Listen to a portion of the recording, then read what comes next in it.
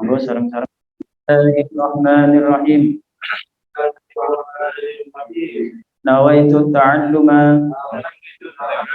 والتعليم والتذكر والتذكير والنفع والانتفاع والإفادة والاستفادة والحث على التمسك بكتاب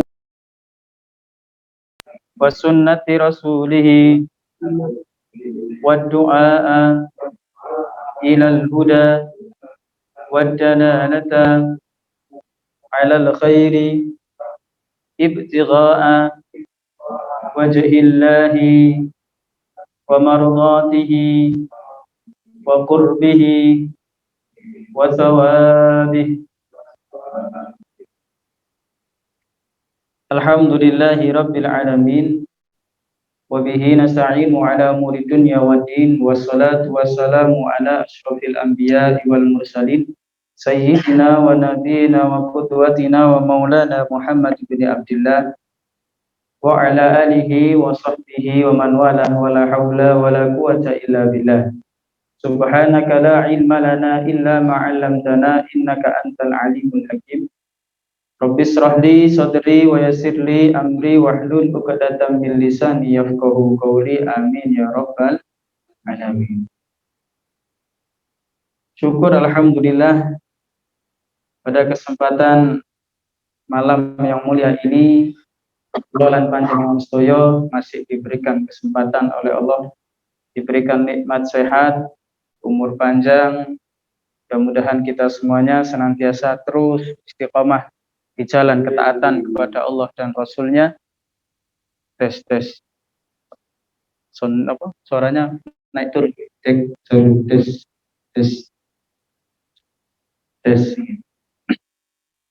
kan lagi apa ya volumenya.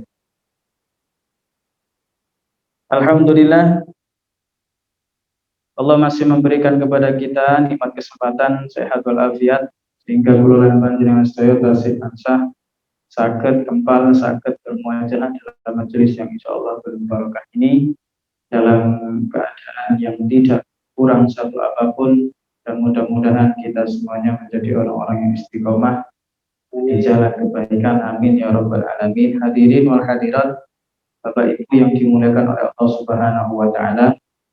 Alhamdulillah kita saat ini malam hari ini sudah memasuki daripada bulan Dzulhijjah.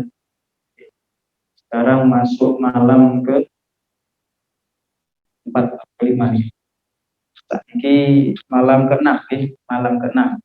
Terus masuk malam ke-6 di bulan Dzulhijjah. Dan alhamdulillah bulan Dzulhijjah ini adalah bulan yang dimuliakan oleh Allah, termasuk daripada salah satu bulan dari 4 bulan yang Allah muliakan, termasuk Ashhurul Hurum, bulan-bulan yang diharamkan, bulan-bulan yang dimuliakan oleh Allah, yakni bulan Dzulqa'dah, Dzulhijjah, Muharram, dan juga bulan Rajab. Oleh karenanya ketika masuk Ashhurul Hurum, masuk 4 bulan yang mulia, kita sebagai umat Kanjeng Nabi Muhammad SAW senantiasa diingatkan kembali, kita senantiasa dianjurkan untuk senantiasa memperbanyak amalan-amalan soleh, khususnya di 10 hari pertama bulan Dzulhijjah. Keranten Kanjeng Nabi SAW niku nate dawuh, "Ma min ayyamin al-amalu sholih fiha ahabba ilallah fi hadhil ayyam." Ai ayyamul asyir. Bahwasanya Kanjeng Nabi niku nate dawuh, "Ma min ayyamin," tidak ada hari-hari, al-amalu sholih fiha, yang mana tatkala seseorang itu beramal soleh di dalam hari-hari tersebut, itu lebih Allah cintai ketimbang hari-hari yang baik. Jadi Allah Subhanahu wa taala itu mencintai seorang hamba yang tatkala hamba itu beramal soleh, yang mana Yang dimaksud dalam hadis ini adalah di hari-hari 10 hari pertama di bulan Dzulhijjah. Tidak ada hari yang paling Allah cintai yaitu kecuali 10 awal bulan Dzulhijjah. Dan ketika orang itu melaksanakan amal soleh apapun, baik itu mulai dari sholatnya, kemudian ditambah dengan puasa sunnahnya, ditambah dengan sholat-sholat sunnah yang lain, sedekah, berinfak, dan lain sebagainya, maka amalan ini jauh Allah lebih cintai ketimbang kita ini melakukannya di hari-hari yang lain. Alhamdulillah kita dikaruniai sehat walafiat oleh Allah sehingga kita masih dipertemukan 10 hari awal bulan Dzulhijjah ini. Mugi-mugi kula panjenengan sedaya tansah pinaringan sehat walafiat, panjang umur lan barokah. Amin ya rabbal. Kemudian sahabat Nabi bertanya, "Ya Rasulullah, wal jihadu fi sabilillah." Wahai Kanjeng Nabi, apakah keutamaan atau fadilah orang yang beramal di 10 hari Dzulhijjah itu melebihi orang yang jihad di jalan Allah? Maka dijawab oleh Kanjeng Nabi Muhammad, "Walal jihad fi sabilillah." Termasuk orang yang beramal di 10 hari pertama bulan Dzulhijjah itu fadilahnya, pahalanya jauh melampaui orang-orang yang jihad di jalan Allah Subhanahu wa taala. Kula lan panjenengan niki mboten nate jihad. Nggih napa nggih? Mboten nate perang bela agama Islam. Nggih napa nggih? Kalau yang kemarin itu viral Holy Wings, ya. Nama Muhammad, nama Maria gratis apa? Teh botol sosro gak masalah, masihan ya. Masalah bir menyinggung umat Islam, mungkin kita marah, tapi kita juga mau jihad bagaimana? Mau perang kan boten. Artinya kita ini tidak pernah perang, hadirin. Padahal perang di jalan Allah niku, membela agama Allah niku adalah amalan yang besar di sisi Allah. Tapi ketika orang itu beramal di dalam 10 hari pertama Dzulhijjah hanya mengharap keridhaan Allah, ikhlas karena Allah Ta'ala, maka itu keutamaannya lebih daripada orang yang jihad di jalan Allah Subhanahu wa Ta'ala. Niki Kanjeng Nabi sing dawuh. Tapi ada lanjutan hadis ini, dari hadis ini ada lanjutannya, illa rajulun, kecuali seseorang kharaja bi nafsihi wa malihi falam yarji' min dzalika bi syai'in. Kecuali orang-orang yang mereka jihad di jalan Allah, perang membela agama Islam, kemudian mereka nggak pernah pulang sama sekali, alias sudah meninggal di medan perang. Mereka jihad dengan dirinya, mereka jihad dengan hartanya, jihad dengan kemampuannya, mati di jalan Allah. Maka orang yang mati di jalan Allah seperti ini, maka kita kenal dengan istilah orang yang mati syahid. Kecuali ini, kata Rasul. Artinya nopo, kalau ada orang jihad di jalan Allah kemudian meninggal di medan perang saat itu, maka nggak ada amalan lain yang mengalahkan amalan jihad sabilillah ini, Pak. Tapi selama ada orang itu jihad di jalan Allah kemudian dia masih pulang, artinya masih hidup, pulang, maka orang yang pulang dari jihad itu amalannya, fadilahnya masih lebih besar orang yang beramal di 10 hari pertama bulan Dzulhijjah. Ini bisa dipahami nggih? Bahkan bingung gini. Maka ini saking pentingnya, hadirin, keluaran panjenengan ini diemutakan kalian Kanjeng Nabi. Sebab Dzulhijjah itu termasuk bulan yang diharamkan, bulan yang dimuliakan oleh Allah. Maka sudah sepatutnya kita harus banyak beramal. Entah itu puasa Senin Kemisnya, atau puasa sunnah 10 hari pertama, mulai tanggal 1 sampai tanggal 9, nanti ada Yaumut Tarwiyah, tanggal 8 Dzulhijjah, ada Yaumul Arafah tanggal 9 Arafah, baru tanggal 10-nya hari raya pun haram kita berpuasa di dalamnya. Hadirin wal hadirat rahimakumullah. Maka inilah satu karunia, satu nikmat yang Allah limpahkan kepada kita ditakdir oleh Allah untuk masuk bulan Dzulhijjah. Yang mana pada saat ini insya Allah malam hari ini kita akan membahas tentang bagaimana keistimewaan, kemuliaan orang yang beribadah, termasuk orang-orang yang berkurban. Keranten niki momennya adalah Idul Kurban. Termasuk nanti karena kita membahas dari segi fikihnya, maka kita bahas dari segi fikihnya. Bagaimana nanti ketentuan kurban itu, terus bagaimana nanti kurban itu sendiri. Nah, ini yang akan kita bahas pada malam hari. Bapak Ibu yang dimuliakan oleh Allah Subhanahu wa taala, sebelum kita lanjutkan, bahwasanya memang kita ini oleh Allah Subhanahu wa taala sebagai umat Kanjeng Nabi Muhammad sallallahu alaihi wasallam, yang mana Rasulullah sallallahu alaihi wasallam itu memiliki kakek moyangnya beliau itu adalah Nabiullah Ibrahim alaihissalam. Yang kita kenal Nabi Ibrahim alaihissalam ini mendapat julukan Khalilullah, kekasih Allah. Yang ini julukan nggak main-main. Dinisbatkan kepada Nabiullah Ibrahim karena Nabiullah Ibrahim itu hakikatnya telah lulus dari ujian Allah. Menjadi seorang nabi yang benar-benar ketakwaannya, ketaatannya itu diuji oleh Allah Subhanahu wa taala. Yang kita ketahui bersama bahwasanya peristiwa daripada Idul Adha ini memang adalah peristiwa napak tilas daripada Sayyidina Ibrahim dan Sayyidina Ismail alaihissalam.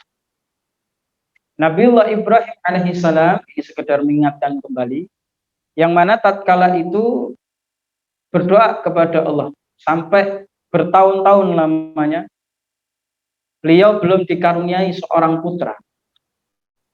Ini ujian yang luar biasa. Berdoa kepada Allah siang malam, doa terus bertahun-tahun belum dikaruniai putra. Sampai pada akhirnya Allah mengijabah doa Nabiullah Ibrahim. Dikaruniailah beliau ini putra dari istri Siti Hajar, yang kemudian putra ini dinamai dengan Ismail. Singkat cerita, Nabiullah Ismail alaihi salam itu ketika sudah tumbuh mulai dewasa, di usia di mana beliau ini sudah menginjak usia balik, ada ulama yang mengatakan beliau tatkala itu usia 12 tahun, ada yang mengatakan 15 tahun. Jadi usia anak yang menginjak usia balik. Yang mana tatkala itu ujian datang dari Allah Subhanahu wa taala. Nabiullah Ibrahim alaihi salam bertahun-tahun minta kepada Allah agar dikarunia anak, tapi saat itu ketika saatnya tiba, Allah Subhanahu wa taala memerintahkan untuk mengorbankan, untuk menyembelih putranya tercinta Nabiullah Ismail alaihi. Yang mana kita ketahui diabadikan oleh Allah dalam Al-Qur'an, tatkala itu Nabiullah Ibrahim bermimpi, "Inni ara fil manam anni adbahuka." Wahai putraku Ismail, semalam aku bermimpi. Ini mimpinya dalam riwayat dikatakan sampai 3 malam berturut-turut dengan mimpi yang sama. Mimpi malam pertama beliau masih belum yakin, malam kedua mulai apakah benar ini dari Allah atau jangan-jangan ini hanya setan. Sampai malam ketiga baru beliau yakin bahwasanya ini benar perintah dari Allah Subhanahu wa taala. Maka keesokan harinya beliau Nabiullah Ibrahim bermusyawarah dengan Nabiullah Ismail. "Wahai anakku, ini arafil manam, semalam aku mimpi anni adbahuka." Mimpi ketemu Allah bahwasanya Allah memerintahkan saya untuk menyembelih engkau. Maka kata Nabiullah Ibrahim, "Mana tahu? Bagaimana pendapat?" "Wahai anakku, saya ini diperintah oleh Allah untuk menyembelih sampean." Maka Nabi Ismail, karena ini adalah putra yang soleh, maka menjawab dengan lantang, dengan tegas, "Ya abatifal matuk marusan tajiduni insyaallah minas sabirin."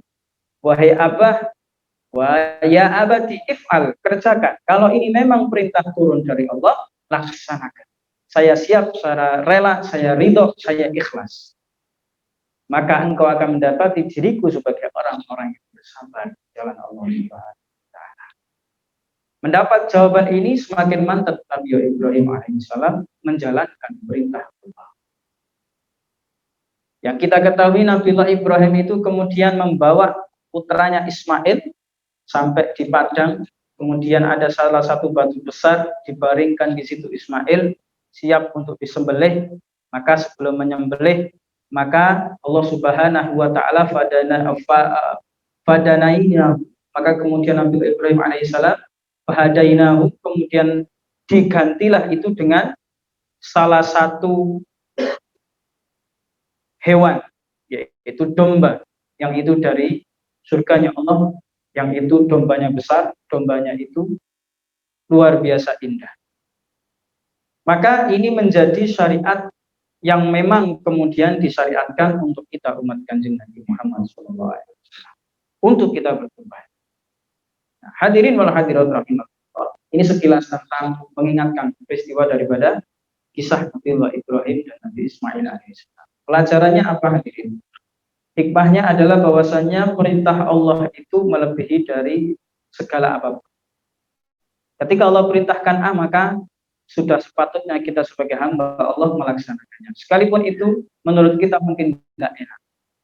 Sekalipun itu menurut kita nggak kita sukai, nggak kita inginkan.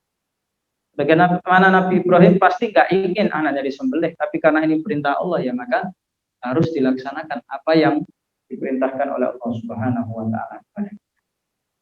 Berat hadirin, memang berat. Di jalan ketakwaan kepada Allah itu berat. Nggak ada istilah ringan. Sholat mawon berat buat kita, ya. Puasa nopo malih berat.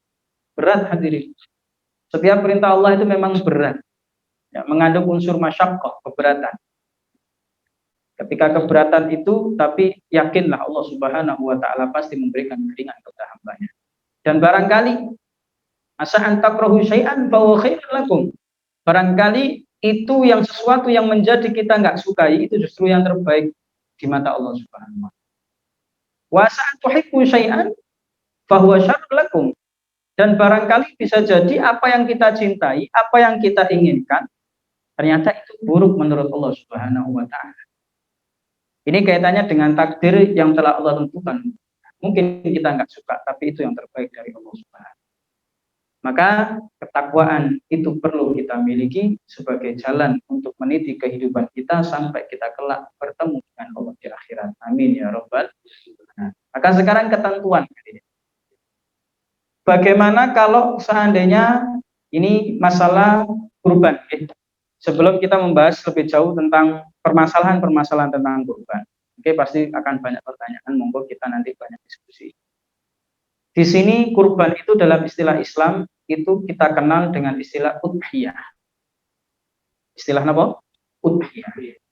Yang mana udhiyah itu kata ulama, ma yudbahu fi zamanil ati taqarruban ila Allah taala. Udhiyah itu apa saja yang disembelih daripada hewan kurban di waktu-waktu tertentu sebagai jalan untuk mendekatkan diri kita kepada Allah Subhanahu wa taala. Apa saja yang disembelih dari hewan kurban di masa atau di waktu tertentu sebagai jalan untuk mendekatkan diri kita kepada Allah. Jadi kurban itu untuk litaqarrub, untuk mendekatkan diri kita kepada Allah. Mungkin selama ini dengan ibadah kita yang sudah setiap hari sholat kita 5 waktu, insya Allah sudah istiqomah. Tapi belum tentu kita menjadi hamba yang sudah dekat dengan Allah. Maka dengan jalan kurban ini barangkali bisa mempercepat kedekatan kita dengan Allah Subhanahu wa taala. Sehingga udhiyah itu ada dua hadirin. Ada istilahnya kurban, yang kedua ada istilahnya itu akikah. Fokus kita malam hari ini adalah kurban. Ya. Tapi saya singgung sedikit tentang masalah akikah. Maka akikah itu apa? Akikah itu sama, menyembelih hewan kurban, yaitu berupa kambing. Tapi tujuannya berbeda, sebabnya berbeda. Kalau akikah sebabnya karena ada anak yang dilahirkan. Maka dalam hadis Nabi disebutkan kullu ghulamin murtahinun bi akikah. Maka setiap anak yang lahir itu hakikatnya akan tergadai, kata Rasulullah, dengan akikahnya. Ketika anak diakikah maka selesai, itu status tergadai. Maka tutba'u anhu yauma sabi'ihi wa yukhlaqu wa yusamma. Ketika ada anak yang lahir, maka anak lahir tadi itu di hari ke-7 sunnahnya itu disembelihkan hewan kurban berupa kambing, kemudian dicukur rambutnya, dan yang terakhir diberi nama yang terbaik. Hari ke-7, lek boten saged dos pun di kelipatan 7, 14. Sik dereng mampu 21 dan seterusnya. Sampai setahun, 2 tahun, baru 3 tahun, baru mampu, baru diakikoh. Bagaimana? Nggih, tidak apa-apa. Ini akikoh, sebab kelahiran seorang anak, sebagai bentuk rasa syukurnya orang tua kepada anak. Sedangkan kurban hadirin, ini beda sebab. Ini syariatnya daripada Nabiullah Ibrahim alaihissalam dengan Nabiullah Ismail alaihissalam. Sehingga biasanya kalau masuk bulan-bulan kurban itu mesti nanti ada pertanyaan, ya, macam-macam pertanyaannya. Tapi yang jelas udhiyah itu adalah dari apa saja hewan sembelihan yang memang itu tujuannya untuk mendekatkan diri kepada Allah Subhanahu wa taala. Kenapa kok dinamakan udhiyah? Kenapa kok nggak kurban langsung gitu aja? Kok udhiyah? Sebab kalau udhiyah itu, kalau kaitannya dengan Idul Adha, itu sebab pelaksanaannya, penyembelihan kurban itu ketika waktu sholat duha. Ini yang pertama. Waktu sholat duha, penyembelihannya. Selesai orang sholat id, baru disembelih. Itu kan masuk waktu duha. Yang kedua kata ulama, sebab ini masuk hari raya Idul Adha. Maka dikatakan udhiyah. Kata ini dari segi pengertian mawar. Wal aslu fiha qabla al-ijma' al-kitab wa sunnah wa min dzalika fasholli li rabbika wanhar. Dan asal daripada disyariatkannya udhiyah atau kurban ini berdasar firman Allah Subhanahu wa taala dan hadis Nabi Muhammad. Di antaranya inna a'tainakal kautsar fasholli li rabbika wanhar. Inna a'tainakal kautsar. Sesungguhnya kami, kata Allah, wahai Muhammad, telah memberikan engkau al-kautsar. Dalam tafsir ulama, al-kautsar ini ada yang mengatakan nikmat-nikmat yang banyak. Ada yang mengatakan al-kautsar ini adalah telaga surganya Allah Subhanahu wa taala yang Allah hadiahkan untuk Nabi Muhammad kelak di dalam surga. Sebab tatkala itu Nabi Muhammad itu diejek oleh orang-orang kafir, Pak. Tatkala putra beliau Sayyidina Ibrahim wafat meninggal dunia, dari istri Siti Khadijah, kemudian banyak orang kafir itu mencemooh Kanjeng Nabi, dikatakan Muhammad al-Abtar.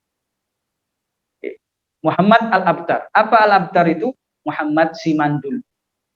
Kanjeng Nabi diarani mandul. Kalian orang enggak sedih Kanjeng Nabi. Maka dihibur dengan ayat ini. Inna a'tainakal kautsar. Wahai Muhammad, sungguh kami ini Allah sudah memberikan engkau telaga kautsar. Jangan sedih. Fasholli li rabbika wanhar inna syani'aka huwal abtar. Sesungguhnya orang yang mengejek engkau mandul, mereka itu yang mandul. Ternyata orang yang kafir ngarani Kanjeng Nabi mandul, ternyata dia mandul. Kualat Kanjeng.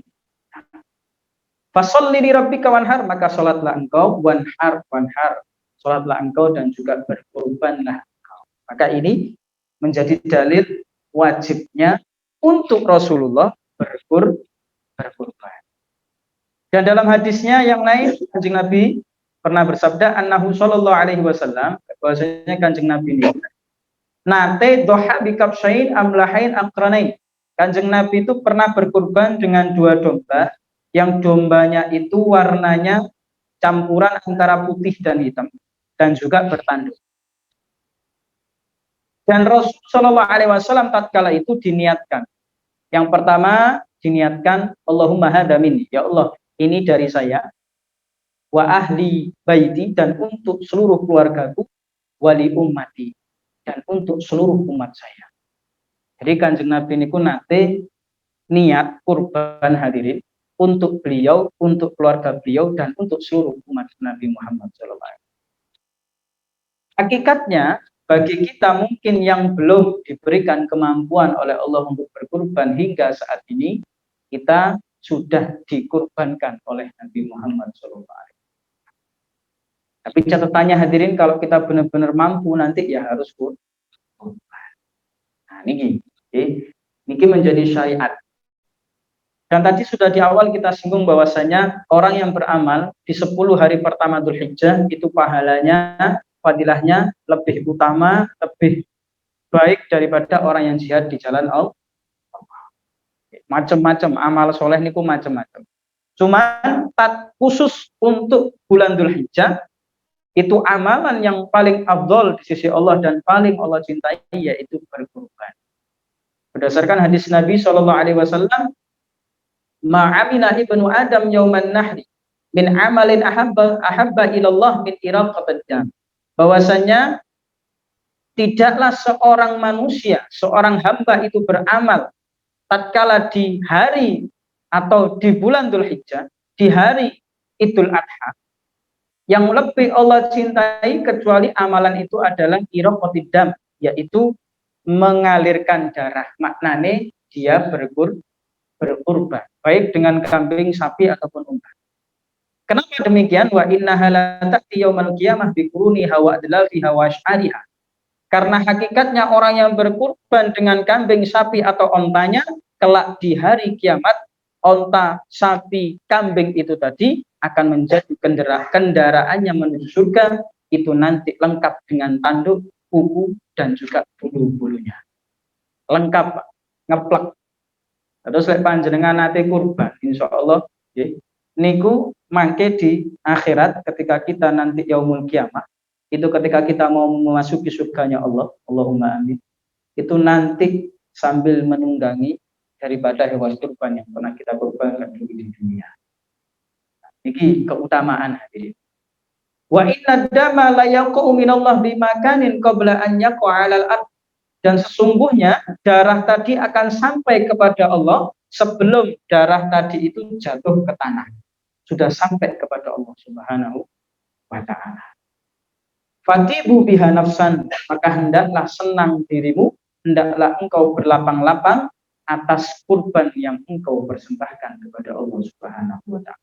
Addimu dhahayakum fa innaha ala sirati mustaqim. Maka bagus-bagusilah yang namanya hewan kurbanmu, lek tumbas niku sing sae, maka fa innaha ala sirati mustaqim. Karena nanti ketika melewati siratal mustaqim, itu hewan yang terbaik yang akan kita kendarai untuk menuju surganya Allah Subhanahu wa ta'ala. Hadirin wal hadirat rahimakumullah. Sampai sini bisa difahami nggih. Ini masih membahas sekelumit tentang pengertian dan dalil syariat yang tentang masalah kurban. Nah, sekarang kita masuk ketentuan-ketentuan termasuk hukum-hukumnya. Napa sih hukum dari kurban itu sendiri? Nanti ulama berbeda pendapat. Ada yang mengatakan kurban itu wajib, ada yang mengatakan kurban itu sunnah muakkad. Ada dua pendapat, ada yang mengatakan wajib, ada yang sunnah muakkad. Adapun ulama yang mengatakan kurban itu wajib karena dilandasi Rasulullah itu tidak pernah sama sekali melewati kurban. Sampai meninggal, sampai wafat beliau itu berkurban. Maka ini menjadi wajib. Adapun yang mengatakan sunnah muakkad juga berdasarkan dalil. Nah, Rasulullah itu juga memerintahkan kepada kita umatnya untuk berkurban. Ya, tapi Rasulullah mengatakan Allah itu memerintahkan aku untuk aku diperintahkan oleh Allah untuk berkurban. Maka berkurbanlah kalian karena apa? Bahwa sunnatun lakum. Karena itu sunnah buat kalian, kata Rasulullah. Jadi yang mengatakan wajib dileres, yang mengatakan sunnah dileres. Tapi lek mengatakan wajib maka tiap tahun wajib. Lek mboten kurban berdosa. Nah, ini berat apa berat ini Pak? Berat apa berat ini ibu-ibu wonten apa mboten Bu? Wonten nggih? Bu pun kurban apa dereng? Pun ate nggih alhamdulillah. Insyaallah mangke kepanggih teng swarga Bu. Kalian kurban panjenengan. Maka wa madhabuna annaha sunnatun muakkad. Maka kata Imam Syafi'i, adapun madhab kami mengatakan itu hukumnya sunnah muakkad. Walau liman bimanna wa in ahda. Sekalipun orang tadi itu berniat untuk menghadiahkan kurban tadi, tetap itu hukumnya sunnah muakkad. Umirtu bin nahri wa sunnatun lakum. Nah, ini sudah. Maka kemudian sunnah muakkad ini maksudnya apa? Sunnah yang sangat dianjurkan, mendekati wajib. Sunnah yang sangat dianjurkan. Bagi siapa? Li aslin qadirin bi an malaka zaidan amma yahtajuhu yaumal id wa lailatihi. Disunnahkan itu berkurban bagi orang yang qadir, yang mampu. Yang mampu hadirin. Bi an malaka zaidan amma yahtaju, dengan apa yang dia miliki dari kelebihan yang dia butuhkan. Terus pun dimaksudin ngeten. Contoh Bapak Ibu 1 bulan kebutuhan panjenengan pinten? Ya itu sudah untuk makan, sekolah anak, misalkan gitu, biaya air, listrik dan seterusnya pinten? 3 juta lebih. Napa kira? 3 juta nggih insyaallah nggih. Wis kurang lebih 3 juta, sampun. Panjenengan sak menika enggak ada yotro anggap pinten? 7 juta. Untuk bulanan pinten wau? 3 juta. Kemudian kok sakniki Dzulhijjah panjenengan enggak ada yotro 7 juta, dikurangi 3 juta kebutuhan keperluan keluarga semua, sisa pinten, Mbak? 4. Sakniki 4 juta pun angsal napa mboten kambing? Pun. Maka dalam hal ini panjenengan dikatakan punya kelebihan dan sangat dianjurkan untuk berkurban. Bahkan ada hadis sing niki sing rada keras nih. Kalau ada orang dia mampu, ya, mamin abdin, tidaklah seorang hamba, dia kemudian dikasih kemampuan untuk dia berkurban.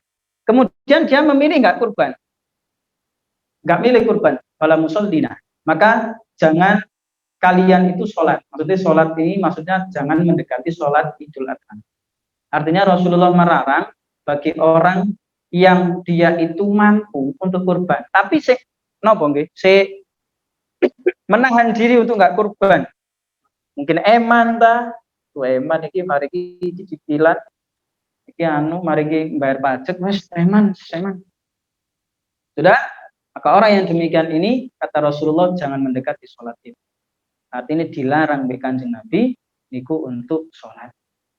Serem nih, ini kira serem nih, bagi yang mampu. Ya, sekalipun tadi hukumnya sunnah mu'akkad. Seolah-olah kayak dibenci. Panjenengan niki kula panjenengan niki mampu kok mboten kurban. Ngeten. Maka kemudian yang disunahkan untuk kurban itu sinten? Anggap misalkan di dalam satu keluarga wonten 10 anggota. Wonten 10 anggota keluarga dalam satu kakak atau 5 meskipun 10 kakek 5. 5 bapak, ibu, anak, telu misalkan. 5 anggota. Maka apakah semuanya harus berkurban? Dijawab di dalam kitab Busrul Karim, "Tsumma hiya in ta'addada ahlul baiti sunnatun kifayatun wa tajza'u min rasyidin minhum wa la ghairi man talzamun nafaqah." Maka disebutkan bahwasanya kalau seandainya ada anggota keluarga itu berbilang-bilang, maksudnya banyak, nggak cuma satu, anggap 5 tadi, ada 5, maka hukumnya cukup yang berkurban 1, yang lain itu sudah gugur kesunahan untuk berkurban. Jadi hukumnya kata ulama nopo tidak sunnah muakkad buat yang lain, tapi sunnah kifayah. Kita kenal fardu kifayah kan ngoten nggih. Ini sunnah kifayah. Dados misalkan ada 5 anggota, kok panjenengan alhamdulillah tahun niki mampu untuk berkurban 1 ekor kambing, ya cukup hadirin. Cukup hakikatnya. Bagi 4 anggota yang lain ini gugur.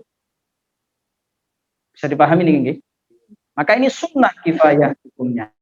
Nah, tapi perlu dicatat bahwasanya yang mendapatkan pahala niku sinten, yang mendapatkan pahala ya jelas orang yang dia mengerjakan.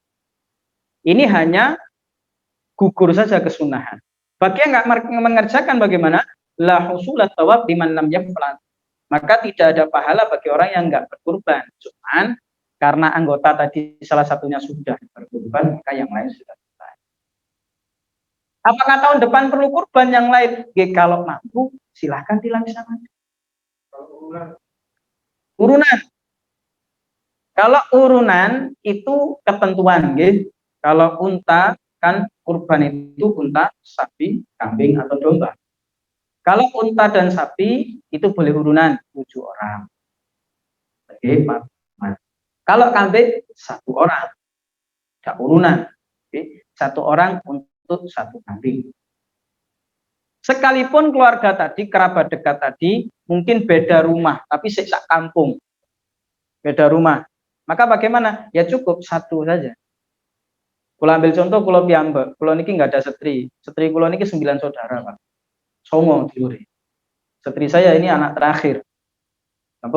Dan memang saudara-saudara ipar saya semua sudah rumah sendiri, bisa-bisa. Seandainya istri saya kurban tahun ini, maka yang lain sudah sunah. Sunahnya gugur. Dalilin apa? Nah, niki satu. Ini dalil akli mawon. Nabiullah Ibrahim tadi menyembelih Nabi Ismail, kemudian diganti dengan bidibhin adimin, diganti dengan domba yang besar, dengan domba yang cantik dari surga. Itu yang diganti satu, keluarga Nabi Ibrahim itu pindah. Nabi Ibrahim, istrinya dua, Siti Hajar, Siti Saroh. Dari Siti Hajar punya anak namanya Ismail. Dari Siti Saroh punya anak namanya Nabi Ishak alaihi salam. Keturunan ini Nabi sedoyo, Pak. Ismail Ishak ini Nabi, Pak. Ya. Berarti anggota ini Nabi Ibrahim pinten? Sal. 5 kan, nggih? Tapi ketika mau menyembelih Ismail diganti domba 1 apa 5, Pak, sama Allah. 1 napa gangsal? 1. Ini menjadi hukum bahwasanya Nabi Ibrahim saja 5 anggota tetap Allah ganti 1. Nah, ini menjadi hukum bahwasanya cukup satu keluarga itu 1. Kalau masalah kemampuan, ya itu kita nggak ngomong, Pak. Orangnya kaya misalkan, anggap satu keluarga 10 orang. Saya mampu 10 orang, lebih afdol, lebih sahih. Lek mampu, Pak, nih. Ini kita berbicara secara umum saja. Iya. Ini menjadi dalil yang pertama. Yang kedua, Rasulullah tadi pernah mengatakan, saya berkorban untuk diri saya, keluarga saya, dan untuk seluruh umat saya. Niki boleh korban. Sampun. Sampai mriki. Nah, mungkin ada pertanyaan dulu. Nggih, monggo.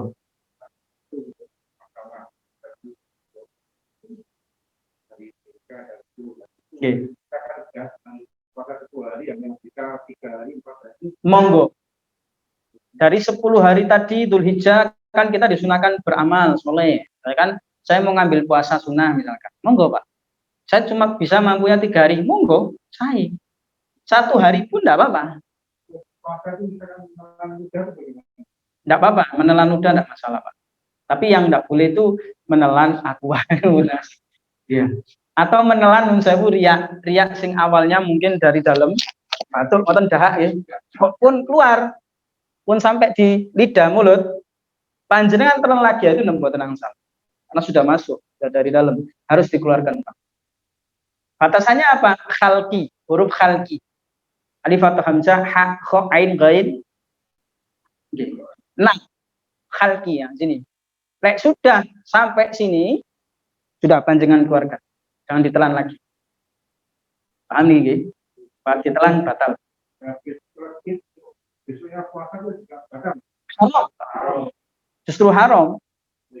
Salat Id 10 Dzulhijjah, 10 Dzulhijjah, 11, 12, 13, yaitu kita kenal dengan hari tasyrik. Haram hukumnya berpuasa. Jadi 4 hari ini haram, Pak. Enggak boleh ya. Puasa apapun enggak boleh. Ini hari raya soalnya, Pak. Hari raya kok poso. Kasarane ngoten lho Gusti Allah niku sampean ki wis digawe keringanan, wis mangan wedhus no sampai ya mutasai. Kok kanthi poso barang wis kasarane ya. Nah, dari lebaran kan ada 2 versi. Oh iya, baik. Barakallahu fiik. Kita ngikuti yang baik.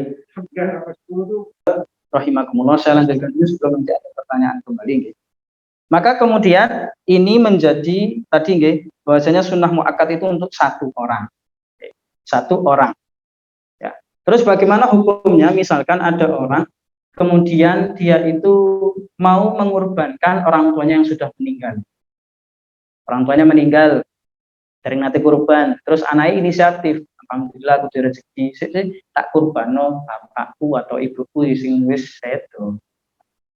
Bagaimana? Ini juga jadi perbedaan lagi. Tidak apa-apa ya, mana fikih beda Pak. Enggak, belum sakit disamakan. Ada pun pendapat yang mengatakan, oh nggak bisa, orang meninggal nggak bisa, nggak bisa dikurbani. Dalilnya Quran, wala taziru waziratu wizra ukhra. Bahwasanya seseorang itu tidak membebani dosa orang lain. Termasuk sebaliknya, orang itu tidak memikul pahala orang lain. Artinya ya nafsi-nafsi.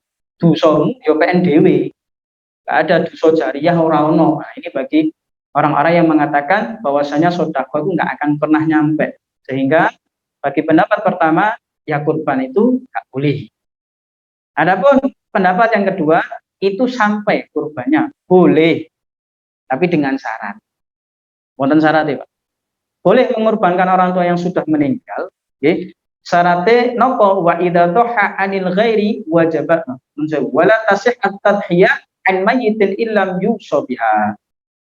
Maka enggak sah hukumnya mengorbankan hewan kurban untuk orang yang sudah meninggal kecuali sebelum orang yang tadi meninggal itu berwasiat. Kalau orang tua kita itu dulu sebelum meninggal pernah wasiat, do bapak kok pengen kurban. Bapak iki mulai ben kurang mampu kate kurban. Sik kate-kate ae tapi sik kurang. Kok besok bapak gak umur ya tolong. Lek sampean duwe tolong kurban bapak. Terus bapaknya meninggal, maka anak boleh itu mengorbankan. Tapi lek mboten enten wasiat mboten usah.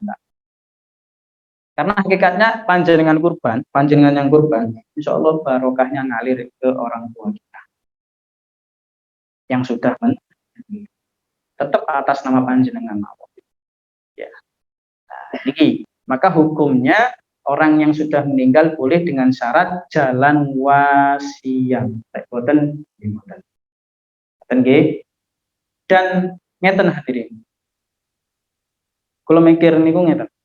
Kadang kula lan panjenengan iki lek yang sepah pun boten enten niku sebagai anak iku berlomba-lomba nggih. Berlomba-lomba nopo? Mungkin nyelameti lah nopo kan ngoten nggih. Apa pas haulnya 1 tahunnya dibelehno wedhus kan ngoten nggih. Dibelehno sapi mungkin karena anaknya sudah mampu semua. Tapi njajali lek pas wong tuwa sik urip njaluk sate diuring-uring. Ya wis mati bingung belehno wedhus. Niki madhab ambiar hadirin. Madhab ambiari gak perlu dipeloki sing ngeten. Makanya kesimpulannya kata ulama wis lebih afdol kurbankan orang tuamu. Maksudnya bukan wong tuane dikurbankan boten nggih. Maksudnya kurbanlah untuk orang tuamu tatkala masih hidup itu kesempatan. Fadilahnya besar di situ. Timbang sudah meninggal tadi. Nah, orang yang kurban hakikatnya niku hadirin adalah Allah tidak butuh kurban kita, enggak butuh. Allah nggak butuh kita itu menyembelih kambing, bukan. Allah nggak butuh kambing kita. Bukan berarti kita menyembelih kambing terus kemudian Allah Subhanahu wa taala makan kambing, boten loh. Allah demi Allah itu enggak butuh kambing, sapi, unta kita enggak. Hakikatnya kita ini berkurban, hakikatnya nopo yang sampai kepada Allah bukan kambingnya, tapi yang sampai kepada Allah adalah ketakwaan kita. Dalam Al-Quran Allah Ta'ala berfirman, lan yanalallaha luhumuha wala dima'uha walakin yanaluhu taqwa minkum. Tidaklah sampai atau bukanlah yang sampai itu adalah daging atau darah dari sembelihannya, tapi yang sampai kepada Allah adalah ketakwaan daripada kalian. Orang yang mau berkurban, orang yang mau merelakan hartanya, itu orang yang benar-benar bertakwa di sisi Allah. Mengko eman hadirin kula lan panjenengan niki sampai usia sedemikian niki kok dereng kurban, kok eman-eman. Bismillah niat kurban. Mungkin saat niki waduh kula dereng gadah. Tenang hadirin, waktune sampai yaumut tasyrik. Sampai tanggal 13 Dzulhijjah. Anggap takbiran tanggal 10 Dzulhijjah panjenengan sik dereng mampu. Tenang, sik wonten 11, 12, 13. Kok 11 dereng mampu malih, 12 durung mampu. Tanggal 13 terakhir, hari tasyrik terakhir, panjenengan kok diberikan kemampuan, dikasih rezeki yang lebih oleh Allah, ya langsung laksanakan. Wis tumbas kambing. Hari terakhir tasyrik. Saged. Diniati mulai saat ini, mugi-mugi sedaya dilancarkan rezekine. Iki doa kita bersama. Kemudian ini nanti sebelum membahas tentang bagaimana hewan yang afdol untuk dikurbankan, ciri-cirinya dan sebagainya nanti kita berarti soalnya gini kok akan diwolak-walik kalau diwojo ya. Wolak-walik tok sesuai ya. Mohon pertanyaan, kalau kita kurban bolehkah makan dagingnya? Dalil bahwa sapi bisa untuk seorang baik. Kurban itu ada dua, ada kurban sunnah, ada kurban nadar. Wala tajibul udhiyah illa bin nadari. Tadi hukum yang sudah kita pahami, kurban itu sunnah muakkad. Karena sunnah muakkad maka nggak wajib berarti. Ya. Wala tajibu illa bin nadari, dan itu nggak wajib kecuali dengan jalan nadar. Nadar niku maksudnya dos pundi? Contoh perkataannya, dan seandainya saya punya 1 ekor kambing, saya akan berkurban. Nah, niku nadar. Seandainya saya punya 1 ekor kambing, saya akan berkurban. Atau diwalik, dinominalkan. Seandainya saya punya uang 3 juta yang saya bisa mampu untuk membeli kambing, maka saya akan berkurban. Itu juga jatuhnya nadar. Atau contoh yang ketiga, seandainya ini nanti usaha saya goal, ya, mencapai target, maka saya akan berkurban. Nah, kurbannya jadi nadar, wajib dilaksanakan. Kalau kurban yang sunnah tadi tanpa nadar, itu panjenengan angsal bagian daging kurban. Dapat berapa? 1/3 maksimal. Jadi hewan kurban itu dibagi 3. 1/3 untuk orang yang berkurban, 1/3 untuk fakir miskin, 1/3 untuk hadiah kepada masyarakat umum. Sing sugih oleh. Nah, ini kalau kurban sunnah. Makanya panjenengan jelasaken, panjenengan badhe kurban, teng panitia kurban kan biasa disalurkan teng masjid kan rata-rata ngoten. Karena ada panitianya. Panjenengan jelasaken, Pak, nun sewu nggih, kula kurban tahun niki kambing setunggal di kula. Tapi kula niki niate nadar. Paham nggih? Kalau niat nadar, maka bagi ibu tadi atau bapak tadi yang kurban, boten angsal sama sekali dagingnya. Itu kalau nadar, sama sekali semua disodakokan. Nggak boleh mengambil bagian sedikit pun. Tapi kalau kambing kurban sunnah boleh dapat bagian 1/3. Nah, sampun. Nah, niki kemudian pertanyaan kedua, dalil bahwa sapi 1 ekor bisa untuk 7 orang. Niki Kanjeng Nabi Shallallahu Alaihi Wasallam niku nanti dawuh bahwasanya 1 ekor sapi itu bisa untuk 7 orang. Niku hadis Kanjeng Nabi Muhammad Shallallahu Alaihi Wasallam yang beliau itu waktu itu bentar. Tadi sudah ada. Nah ini, Anak Sallallahu Alaihi Wasallam Habibam Sunahin Al-Qanai. Kanjeng Nabi niku saya tahu ini dari salah seorang sahabat. Kanjeng Nabi niku dengan 2 domba tadi nggih, kembali ke awal. 2 domba yang itu hitam putih kemudian bertanduk. Dan juga Rasulullah Shallallahu Alaihi Wasallam itu pernah berkurban dengan bil baqarah. Ya, 1 baqarah itu untuk lisatoi, untuk 7 orang. 1 sapi untuk 7 orang. Termasuk onta, badanah. Termasuk onta. Atau juga bisa dikatakan al-ibil, onta. Itu juga untuk 7 orang. Nanti keabdolannya bagaimana? Nanti kita bahas. Jadi boleh orang itu berkurban 1 sapi 7 orang. Tapi kalau kambing 1 hadirin. Bagaimana kalau ada urunan hadirin? Misalkan ini yang sering terjadi adalah di sekolah-sekolah anak kita. Biasanya guru-gurunya itu nariki iuran kurban. Tapi itu sifatnya kan biasanya seikhlasnya ya. Kita istilahkan sedekah kurban atau patungan kurban. Patungan kurban 1 kelas ternyata anggap dapat 1 kambing 1 kelas. Maka bagaimana? Apakah itu dikatakan kurban?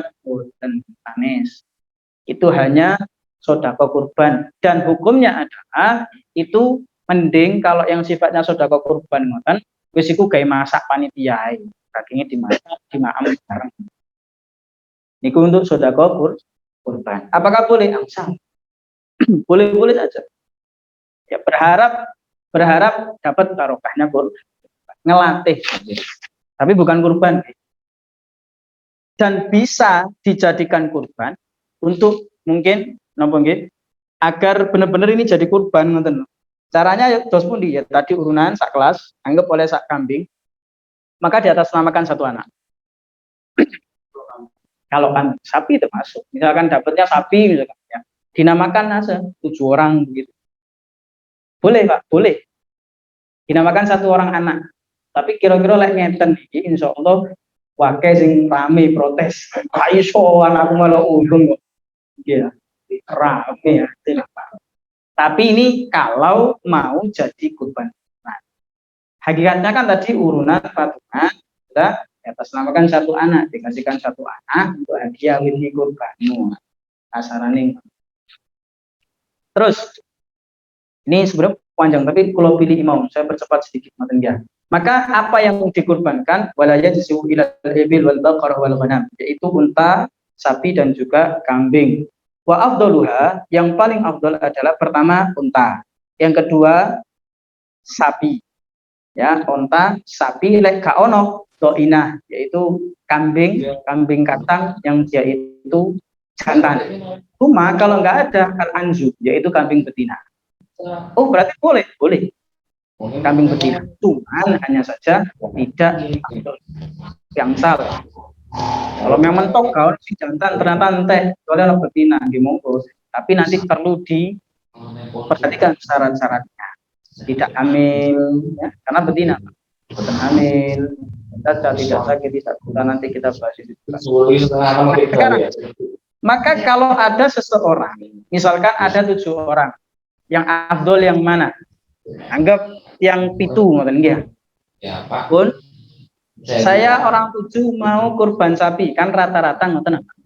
Urunan maka bagaimana? Besar berusia afdol minal badanah. Di dalam kitab Ushul Karim ternyata 7 orang itu lebih afdol mending tuku kambing situ.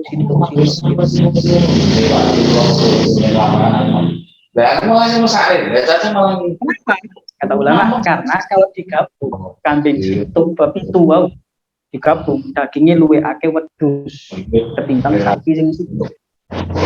Ini betul apa? Itu mulai betul apa? Kok itu sapi ngoten nah. Iya.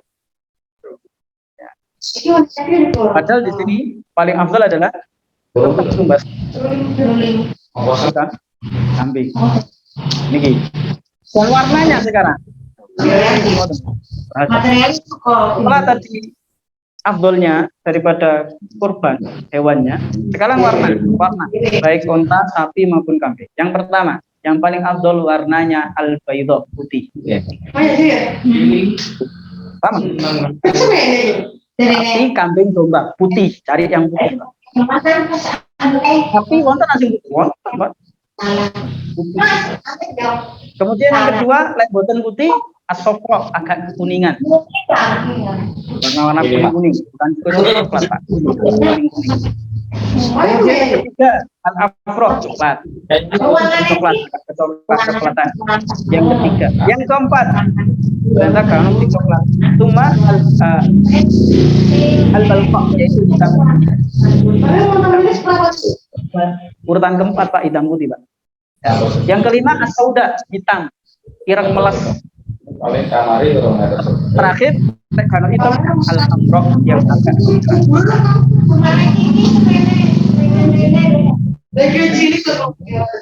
pahat, hitam putih, ireng melas, sama kemerah.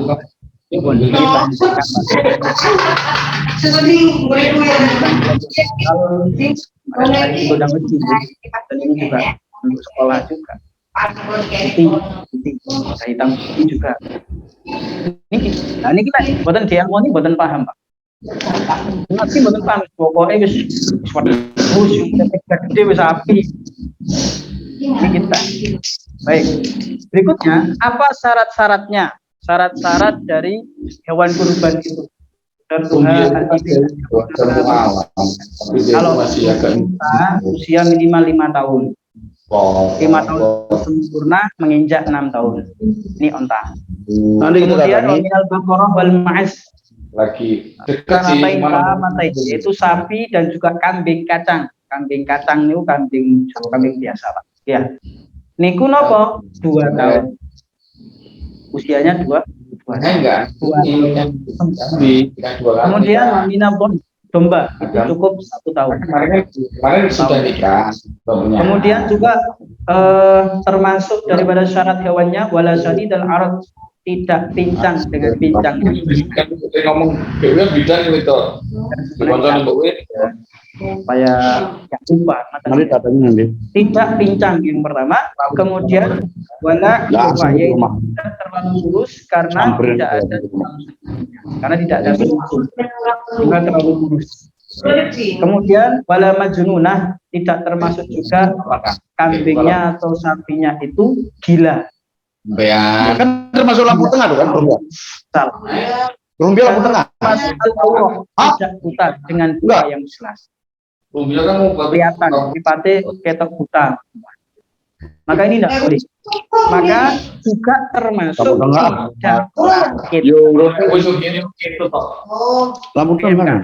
penyakit mulut dan kuku. Nah, ini kerja hati-hati agar ini hewan yang kita kurbankan benar-benar sehat, benar-benar tidak penyakit. Dan termasuk yang terakhir, yang paling penting, ini saya sampaikan, ini sebenarnya masih panjang hadirin, tapi saya ringkas saja daripada yang penting-penting mawon ya. Dan ini permasalahan yang sering kali di masyarakat kita dipraktekkan, padahal ini salah. Bagaimana hukumnya menjual kulit dari hewan kurban? Atau kulitnya tadi dijadikan upah untuk tim jagal? Hukumnya haram mutlak. Lu nggak boleh dijual kulitnya tuh. Sebagai panitia panjenengan kedah-kedah harus memastikan dan minta persetujuan orang yang Pak nun sewu ikut ban sampean nggih. Tolong ya.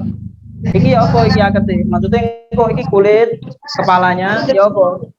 Terus sing kurban panjang pun kula pasrah panjenengan. Sing penting kula dadi bagianan mawon. Sepertiga kula belum siap. Kan kalau sudah dapat izin, wis kulite kepalanya wis sudah pasrah panitia, maka dalam ini panitia sudah apa? Mau dikasihkan tukang jagal atau apa pun monggo. Tapi yang secara umum yang saya tahu ini sudah dibahas dulu tahun berulang-ulang begitu. Ya enggak tahu takmirnya gak ngaji boyo apa atau saking menyepelekan ya. Akadnya enggak apa Pak. Enggak ada akad. Karena saya tahu sendiri. Pokoknya kulit sapi ngoten niku set mari selesai udah sing gowo tukang jagal.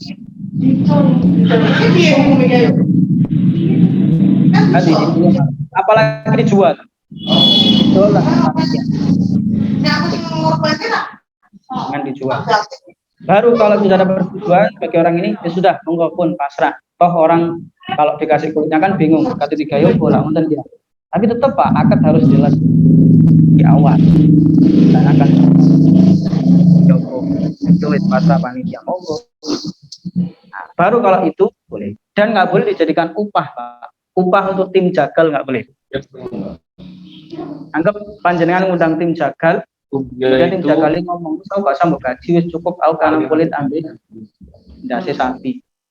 Nggak boleh dijadikan upah. Panjenengan wani ngundang tim jagal, ya wani bayar. Terus MTA. Dan tim jagal itu kalau sapi, saya dapat kabar dari salah satu takmir di salah satu masjid di Kota Malang, bayarannya larang, minimal 500 satu sapi Pak. Masuknya ben salah. Pak Rayu. Lumayan Pak Rayu. Iya. Para tapi nggih anjen ahli Pak. Cepet Pak. Lek kula lan panjenengan masih wong sepuluh Pak sampai awan enggak mari Pak nyeseti. Ada sing minus kan kacamata ngoten nggih. Pas nyeseti kulite kancane sing di seset Pak. Waduh iki repot ngoten. Besar di dan ya memang ahli Pak ya maklum ahli ya. Terus mungkin pisaunya itu mahal Pak ini asal ini kambing ngeten afdolnya ya kambing kurban maupun akik ya, termasuk sapi itu afdolnya kita sendiri yang menyembelih.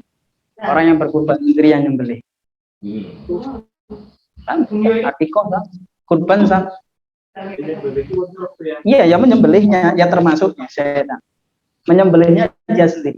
Dan nanti ada 4. Yang pertama yang harus putus adalah al-hulkum. Hulkum itu jalur pada nafas. Yang kedua al-mari, jalur makan. Putus. Yang 3, 4 al-wadajain itu jalur darah. Darah. Maka kata Imam Syafi'i cukup 2 itu cukup. Pokoknya hulkum dan al-mari putus sudah mati. Sah. Ini lek gak ngaji gak paham, Pak. Iku sing di hulkum sing di yo. Kok salah. Revisi. Iku langsung Pak, seret langsung mati Pak, dan alatnya tajam.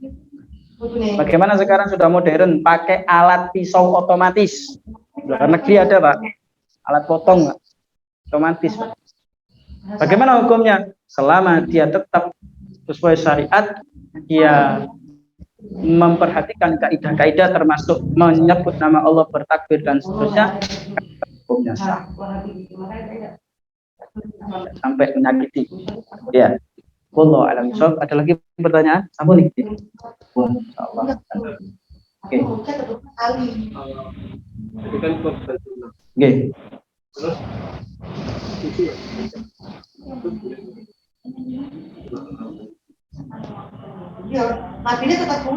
Bagaimana hukum kurban sunat terus dimasak, terus dimakan untuk orang-orang panitia, maten nggih. Ini tidak menjadikan kurbannya tadi sah, justru nanti bermasalah. Karena yang dibagikan itu kalau dalam kurban itu daging binaiin yang mentah. Beda dengan akikoh sudah dimasak. Sehingga ya kalau tadi kurban kemudian nggak dibagi, maten langsung dimasak, maten dianu, ini justru nanti hilang kesunahan. Dan kurban ada ya. Karena dagingnya mentah. Dan untuk orang yang fakir miskin, ketika dikasih daging, boleh dagingnya tadi setelah diserah terimakan dijual, boleh. Untuk fakir, orang fakir miskin kan nggih, soal mriki mboten enten panjenengan mampu sugih sedaya, amin. Maka untuk orang yang mampu, kaya, kados kula lan panjenengan insyaallah niku nggak boleh menjual daging, Pak. Yang boleh panjenengan konsumsi sendiri atau disodakohkan. Jual nggak boleh. Kalau orang miskin, aku nggak butuh daging, aku butuh duit, tak dol, nggak apa-apa. Jelas nih, Mas Bambang udah. Mas pertanyaan, Ibu Sambun. Sering ngobrol sama Mas. Kan, jarang ketemu. Kecuali ada pengajian di pondok Muslim. Yang Muslim, utamakan Muslim. Nanti kalau memang ternyata kalau sisa wake, nggak apa-apa. Meninggal. Yo, Kan ajar Habib Dobel istrinya berangkat ke Malang. Hah? Ya, daerah berapa hari minoritas. Besok bisa balik lagi. Jadi ngeten Mas Dian. Jadi diutamakan yang Muslim dulu. Muslim nyantek no kabeh. Ampun ya, bagi ya. Harung kok ono sisa tenanan wis ya. Iki wis mari kabeh Muslim ono sisa, kasih. Tapi aja langsung dikasih. Oh iki non Muslim sih. Kita gugurkan dulu yang Muslim. Khawatir kok Muslim ono sing kelewat. Gak oleh. Malah iki sing non Muslim sing. Dan ya. Mbak dan suap konten malih.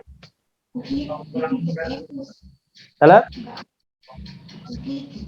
Sudah tidak ada kesunahan. Pak, nggih, mboten tidak ada kesunahan lagi. Keranten akikoh itu orang tua ke anak nggih. Bukan sebaliknya, Pak. Anak ke orang tua, salah bukan akikoh itu, Pak. Anak orang tua ke anak. Orang tua ke anak. Itu syariat. Monggo.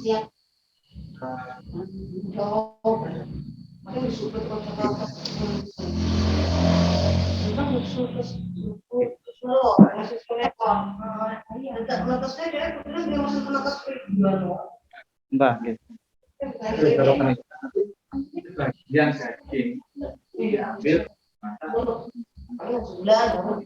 Oke, baik. Barakallahu fiik. Di situ saya tanya dulu, adakah di situ mungkin patungan atau sedekah kurban tadi? Ada enggak sedekah kurban mungkin patungan dari anggap sama tahlil apa misalkan ada betul? Tidak ada. Berarti semua kurban sunnah, okay? Kurban sunnah. Kemudian dia itu sebagian disisakan untuk panitia. Terus kemudian dimasak untuk dimakan. Nah, maka gini, panitia itu termasuk masyarakat apa bukan? Masyarakat. Berarti oleh bagian enggak hakikatnya? Bisa, dapat. Maka niki ngeten mawon supaya keadilan nggih. Pun panjenengan sisakan untuk yang panitia piro misalkan. Akhirane wong piro? Anggap wong 10 ya wis sisane wong 10 iku mau. Ampun, dari 10 tadi kesepakatan monggo sing kate dimasak piro? 10 kakean misalkan 10 kresek kakean, mungkin sing 5 dimasak mungkin untuk dimakan bareng. Hakikatnya seperti ini angsal, boten apa. Tapi tadi nggih pembagiannya atas nama masyarakat. Karena panitia juga masyarakat berhadapan, Pak. Ya. Bukan berarti ngeten tuh, aku panitia kemudian luwih akeh, boten. Panjenengan panitia tetap atas nama masyarakat, ya. Maka kemudian tadi mungkin dari bagiannya separuhnya atau berapa mangke dimasak niku angsal mawon untuk dimakan. Karo PDW, saya akalnya sendiri. Tapi internet ini preman rubiah. Sesepuh, anakku ya bapak. Nggih, sedekah kurban. Iya. Pernah perang. Yo. Dia kan kalau kita kan dia udah kita kan jadi kita akad dulu nih ke Ibu Mbak tadi ya. Ada 5 orang sedekah kurban. 1 orang kurban sunnah. Enggak, maksudnya gini. 1 orang itu kurban sunnah atau urunan dengan yang lain? Enggak, 1 orang itu langsung kurban 5. Oh, 5 ekor. Baik, nah, terus nggih. Terus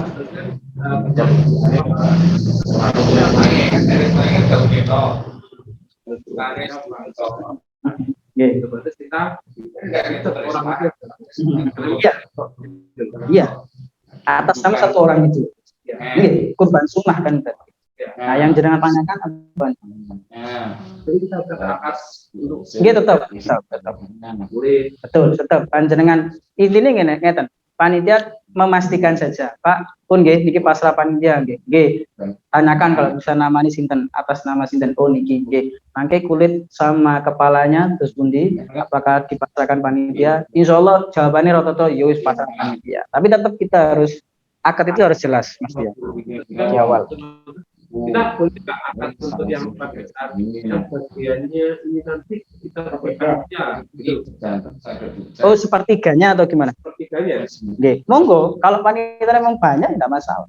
Ya, dibuatkan secara dimasak itu kita akan Monggo enggak apa-apa. Nggih. Enggak masalah. Nah, begitupun yo gak apa-apa Mas ya. Enggak begitu pun enggak apa-apa kalau masalah pembagian. Nggih. Iya, karena kan panitia sekali lagi tadi kan masyarakat, yang mereka memang sudah berhak, haknya mereka. Sekalipun tidak panjenengan akad ini kok kayak panitia itu sah.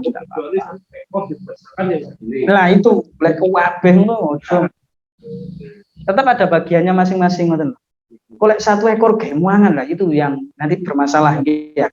Tapi kalau kurban sodako, iuran sodako kurban boleh 1 kambing sampai masak. Karena harus mentah kan.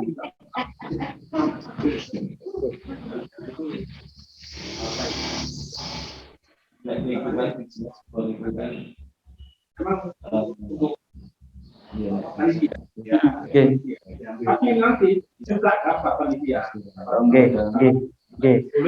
Intinya adalah pun sampai panjenengan selaku panitia justru nanti jadi omongan orang karena ternyata gue ono wong sing gurung kebagian misalkan gara-gara panitia juga kakean misalkan ya. Kalau tapi selama panjenengan yakin enggak insyaallah itu cukup kabeh kok ini hanya saja untuk ya iki kayak masak sebagian enggak apa-apa silakan.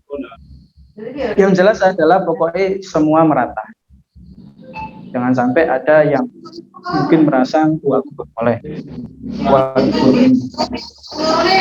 Monggo silakan. Tapi secara teknis tadi lebih aman hati-hatinya panitia memastikan pada pihak itu. Oke, siapa tanggal 1 Oke, kulit ininya, oke, akad itu penting. Oke. Sekalipun nanti tetap pasti jawabannya pasrah, kan ngoten nggih ya? Wong aku ora iso ngolah kulit lak ngoten. Untuk kehati-hatian. Terus andaikan di sini karena muslim mayoritas muslim, pasti itu tidak boleh terima ya. Yang mana? Muslim pasti tidak boleh. Bukan pasti nggak boleh terima, oke? Kayak tadi ya, kaidahnya adalah kalau memang sudah semua, jangan bisa kasih. Kalau yang saya di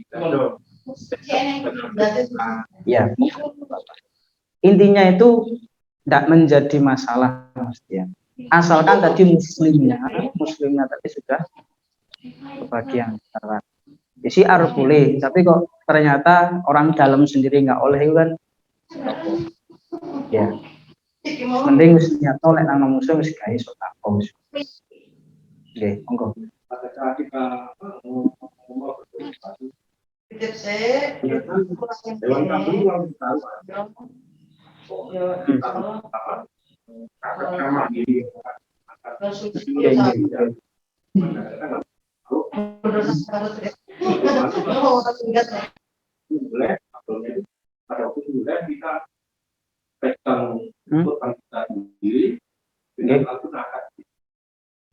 Memang afdolnya orang yang berkorban harus menyaksikan sendiri satu, Pak. Menyaksikan proses penyembelihan, atau dia bisa menyembelih sendiri, itu yang lebih utama. Enggak. Kalau ada kasus tadi moro-moro dele terus kak ngomong, gitu. Nah, ini yang repot nanti akhirnya panitia. Itu atas nama siapa? Makanya ya harus tetap dikomunikasikan. Iya, ini sopo panitia masjid, aku kate kurban, aku titip iki terus aku. Itu harus begitu. Tapi kalau misalkan di hari H ternyata orangnya datang, Pak iki wedhus kuwi aku ndele, sebenarnya guru ngomong, oh iya sampean cepet jenenge ya. Itu kesempatan kita. Nah, itu nanti bisa, niatnya bisa diwakilkan oleh si yang jagal tadi panitia. Biasanya panitia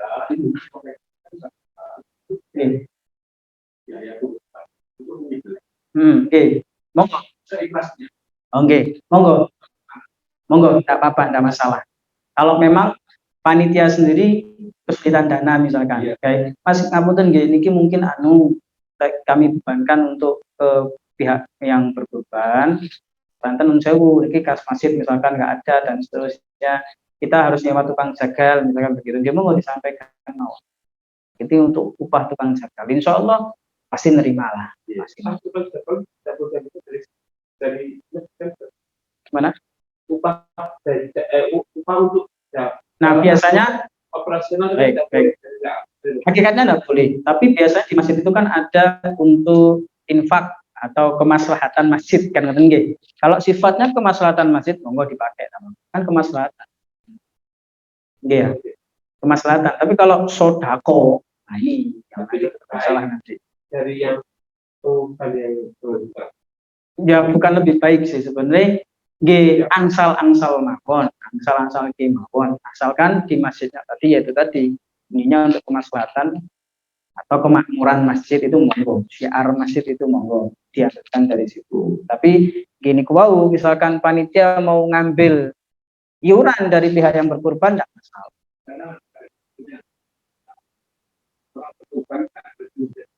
Oke. Jadi panitia monggo. Ini Oke. Ya, monggo. Monggo, enggak apa-apa. Enggak apa-apa. Dibebankan sama berkorban yang atas nama keluarga. Cara bunyinya gimana? Misalkan Mas Dian berkorban untuk Keluarga. ibu, misalkan. Aku enggak satu keluarga. Oh, satu keluarga. Sapi maksudnya atau satu kambing? Kambing. Oh, kambing. Ya gini aja atas nama panjenengan tetap. Bukan berarti terus gini, ini kambing dari saya, dari istri saya, dari ini enggak, kambing satu, Pak. Kambing satu orang atas namanya nggih. Satu orang ke Mas Dian satu kambing. Maka nanti yang lain itu sudah gugur kewajiban sunnah tadi itu. Ngoten lho maksudnya. Tapi akhirnya sing dapat pahala sinten? Nggih Mas Dian. Yang lain cuma gugur saja, sunnah kifayah tadi ini. Jadi enggak perlu semua harus kurban, boten. Enggak, boten. Kami istri itu Monggo kalau mampu disebutkan saja. Ini maksudnya secara umum, Pak. Yang kita ya kelas-kelas ya menengah lah, ya. Tapi kalau panjenengan masalah mampu, saya tadi menyampaikan, kalau masalah mampu monggo semua dikorbankan gak masalah. Oke. Sunnah kifayah, nah, itu makna sunnah kifayah. Mas Dian kurban, yang lain keluarga yang lain sudah gugur. Tapi yang dapat pahala sinten nggih Mas? Ya. Yang nggak kurban nggak dapat pahala, cuma gugur saja. Tapi barokah insya Allah kecipratan. Paham nggih? Pun nggih. Wallahu a'lam bishawab. Mudah-mudahan manfaat, barokah itu semuanya, dan mudah-mudahan diberikan kemampuan oleh Allah untuk berkorban, dan mudah-mudahan kita tetap di jalan ketakwaan kepada Allah Subhanahu wa taala. Amin ya rabbal alamin. Ala hadhihi ya al-Fatihah.